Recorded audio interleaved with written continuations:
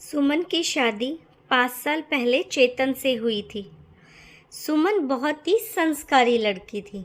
वह चेतन का ध्यान तो रखती ही थी, साथ ही पूरे ससुराल वालों का भी बहुत प्यार और सम्मान से ध्यान रखती थी। सभी ससुराल वाले सुमन से बहुत खुश थे। सुमन के 2 प्यारे प्यारे बच्चे भी थे। उसकी शादीशुदा लाइफ अपने पति और बच्चों के साथ अच्छी चल रही थी। ऐसे ही दिन पर दिन निकलते गए और कब 5 साल बीत गए सुमन को पता ही नहीं चला। हर साल बच्चों की गर्मियों की छुट्टियां पड़ती हैं और सभी अपनी नानी के घर भी जाते हैं। तो हमेशा की तरह सुमन के बच्चों की भी स्कूल की छुट्टियां पड़ी, तो वह भी बच्चों के साथ 4-5 दिनों के लिए अपने मायके चली गई। लेकिन इस बार वह जैसे ही मायके से लौटकर अपने ससुराल आई तो आने के 2 दिनों के अंदर ही उसने अपने पति के व्यवहार में काफ़ी बदलाव देखा। सुमन को कुछ समझ ही नहीं आ रहा था कि उसके पति चेतन का व्यवहार बदला हुआ क्यों है। चेतन सुमन से ठीक से बात नहीं कर रहा था। सुमन ने सोचा शायद काम की परेशानी होगी, तो उसने चेतन से पूछ लिया, क्या आपको कोई टेंशन है, कोई परेशानी है? तो चेतन ने कहा, नहीं, कोई टेंशन नहीं है, सब कुछ ठीक है। लेकिन सुमन का मन नहीं मान रहा था। वह चेतन का बदला हुआ व्यवहार महसूस कर पा रही थी। ऐसे में जैसे ही रात हुई तो चेतन के सो जाने के बाद सुमन ने उसका मोबाइल चेक करना शुरू किया। सुमन ने व्हाट्सएप चेक किया तो उसके सामने एक चैट आई जो चेतन और किसी औरत की थी। चैट में बातें तो नॉर्मल थी, लेकिन आजकल चेतन का व्यवहार सुमन को बिल्कुल भी नॉर्मल नहीं लग रहा था। ऐसे में सुमन से रहा नहीं गया। उसने उसी समय चेतन को उठाकर चैट दिखाते हुए उससे पूछ लिया कि यह क्या है। तो चेतन ने सुमन को समझाते हुए कहा कि कुछ नहीं है, मेरी जान पहचान वाली है, मेरे ऑफिस में अभी आई है, तो यूं ही बात कर ली। लेकिन अगर तुम्हें पसंद नहीं है तो मैं आगे से कभी इससे बात नहीं करूँगा। चेतन के इतना समझाने पर सुमन मान भी गई। लेकिन चेतन का बदलता हुआ व्यवहार सुमन को चुभ रहा था। उसके दिमाग से यह बातें जा ही नहीं रही थी और सुमन को जब भी कभी मौका मिलता तो वह अपने पति चेतन का मोबाइल चेक करने लग जाती थी।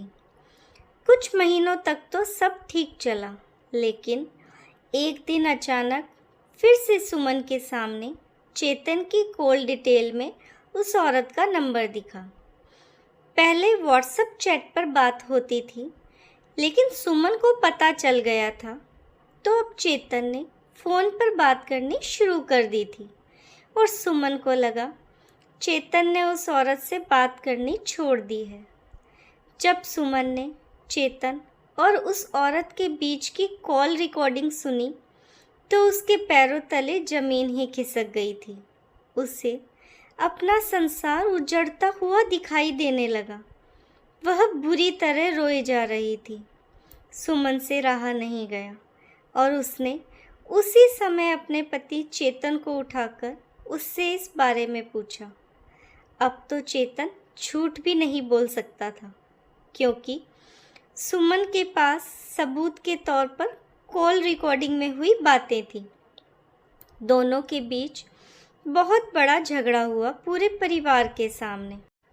पूरा परिवार खड़ा होकर यह तमाशा देख रहा था।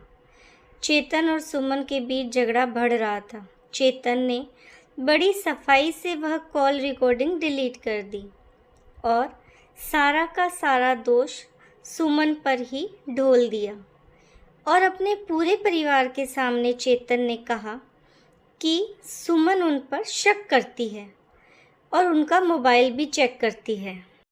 बिना बात के ही उससे झगड़ा किया करती है। यह सब सुनकर सुमन को चेतन पर और ज़्यादा गुस्सा आ रहा था। उसके दोनों बच्चे बुरी तरह रोए जा रहे थे और यह सब घर के पूरे सदस्यों के सामने हो रहा था, जिसे देखकर सुमन को बिल्कुल भी अच्छा नहीं लग रहा था। उस समय तो सुमन चुप रह गई। सुमन को कुछ समझ नहीं आ रहा था कि वह अब क्या करे। वह अंदर ही अंदर घुटती जा रही थी।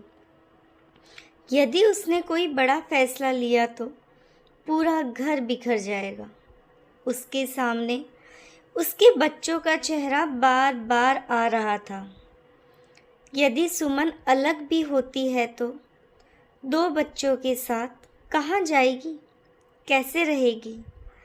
ऐसे में सुमन ने साथ रहने का फैसला किया, लेकिन अब वह खुद को पूरी तरह बदल चुकी थी। उसने अपने पति का मोबाइल चेक करना छोड़ दिया था। उससे कुछ भी कहना, रोकना, टोकना, सब कुछ छोड़ दिया। चेतन कब आ रहा था, कब जा रहा था, सुमन ने कोई मतलब नहीं रखा। अब चेतन के साथ रहते हुए भी सुमन उससे कुछ नहीं कहती। सुमन ने चेतन से मतलब रखना छोड़ दिया था।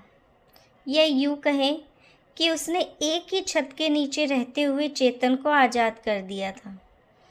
अपने बच्चों, अपने परिवार को खुश रखने के लिए सुमन ने अपने पति चेतन से साइलेंट डिवोर्स यानी मौन तलाक लेना ही उचित समझा। क्या सुमन ने सही किया? यदि आप इस कहानी से सहमत हैं तो कमेंट बॉक्स में अपने विचार ज़रूर लिखिएगा। वीडियो पसंद आए तो मेरे चैनल को सब्सक्राइब भी कीजिए और बेल आइकन भी दबाइए ताकि आने वाले सभी वीडियो आपको समय पर मिल सकें। मिलते हैं एक और नई वीडियो के साथ। तब तक खुश रहिए, स्वस्थ रहिए।